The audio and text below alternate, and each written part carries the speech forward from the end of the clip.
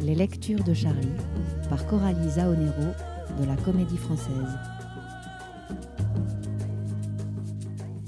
Bruno Le Maire, ministre de l'économie ou branleur de la politique.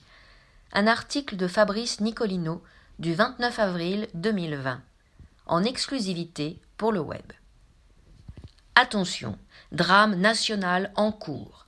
Le Maire, ministre de l'économie, est en embuscade, car il veut la place d'Édouard Philippe et il ne s'arrêtera pas là. Il multiplie les rendez-vous radio et télé, ce qui met Philippe dans une rogne qu'on dit épouvantable. Mais au fait, c'est qui ce zozo-là ? Portrait. Ainsi que le montre amplement sa vie, Bruno Le Maire est grand. Le sauveur de la France, d'Air France et de Renault a pourtant été petit, lui aussi. Né en 1969, il a pour papa Maurice, qui bosse pour le philanthrope Total, et pour maman Viviane. Viviane Fradin de Bellabre, directrice à Paris des établissements scolaires privés catholiques Notre-Dame de France. Le Seigneur est avec lui. À 12 ans, il est à Saint-Pierre-de-Rome, où sa belle voix de soliste des petits chanteurs de Chaillot lui permet de chanter devant Jean-Paul II. Un premier émoi. On fait l'école au lycée Saint-Louis de Gonzague, Paris 16e, partie du réseau de maman, dans une ambiance vachement sympatoche. Sur une photo merveilleuse, on voit le petit Bruno installé pendant les vacances à une table de torture, sous le regard énamouré et néanmoins catholique de madame. Bruno grandit et, contre toute attente, s'envole vers l'école normale supérieure, ENS. La famille renacle un peu, car le lieu sent encore la gauche. Mais bon, il rend un mémoire sur le thème « La statuaire » dans « À la recherche du temps perdu ». Soudain conscient que l'avenir est ailleurs, il enchaîne un parcours sans faute qui le mènera à l'ENA par Sciences Po. Et, en 1998, alors qu'il n'a pas 30 ans, il entre au ministère des Affaires étrangères. Passons sur les détails. Il accroche son char à celui de Villepin et va le suivre partout jusqu'à Matignon, quand son héros devient le Premier ministre de Chichy en 2005. Et c'est alors qu'il se fait branler. Mais voilà qu'on a brûlé une étape. Bruno le Fringant épouse en 1998 Pauline Dousseau de Basignan. Venue de la haute bourgeoisie, elle ne semble pas avoir attendu trop souvent les soupes des restos du cœur. On la retrouve, avec surprise, assistante parlementaire de son mari entre 2007 et 2013, à plein temps. Comme un Fillon ? Tout comme. On ne sait toujours pas ce qu'elle a fait, et son mari de ministre, sans doute par souci de discrétion, l'aura toujours présentée pendant ces années comme artiste peintre et mère de ses 4 fils. Mais revenons à la branlette. En 2004, Bruno le Frétillant publie le récit de quelques années passées à cirer les chaussures de Villepin. Il est très heureux et se laisse aller à quelques confidences dans son livre-récit, Le Ministre, dont celle-ci, qui se passe dans un grand hôtel de Venise. Je me laissais envahir par la chaleur du bain, la lumière de la lagune qui venait flotter sur les glaces de la porte, le savon de thé vert et la main de Pauline qui me caressait doucement le sexe. C'est l'extase. Certains pisse-froids de droite, comme l'immense Hervé Mariton, crachent. Je ne raconte pas comment ma femme me caresse le sexe.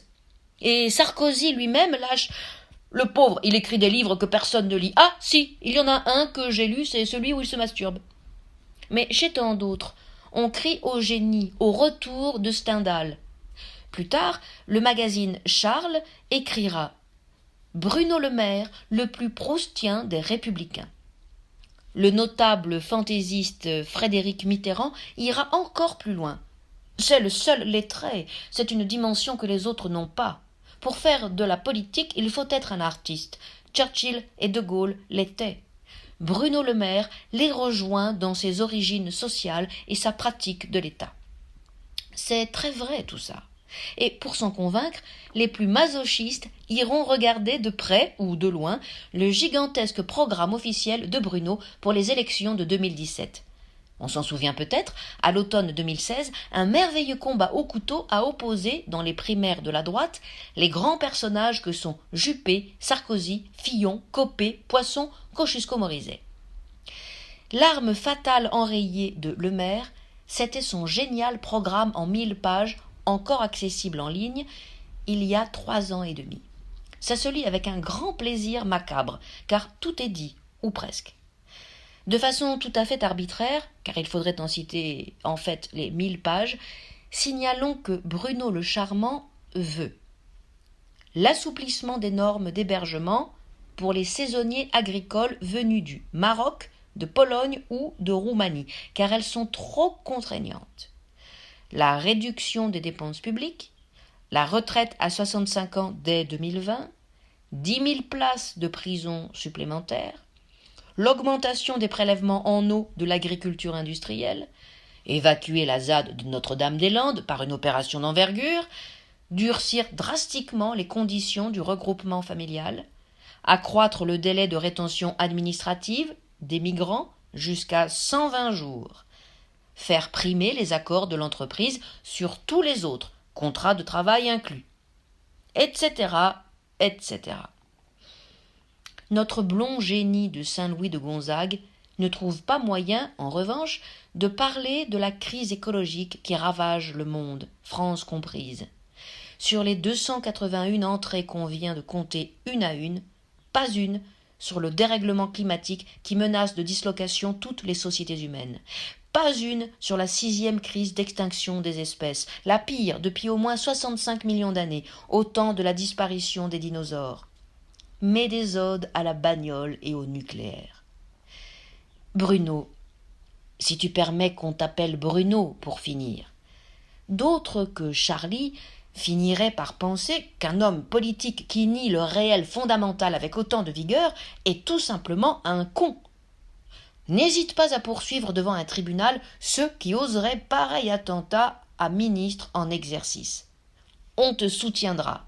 Nous sommes confiants. Quand tu décides de refiler 7 milliards de nos euros à Air France, on sait que tu fais cela pour le bien commun. N'as-tu d'ailleurs pas déclaré que, grâce à ton engagement écologiste de toujours, Air France allait devenir la compagnie aérienne la plus respectueuse de l'environnement de la planète ? Ah, Bruno, quelle classe, quel Proustien, quel Stendhal ! Retrouvez Charlie Audio chaque semaine en exclu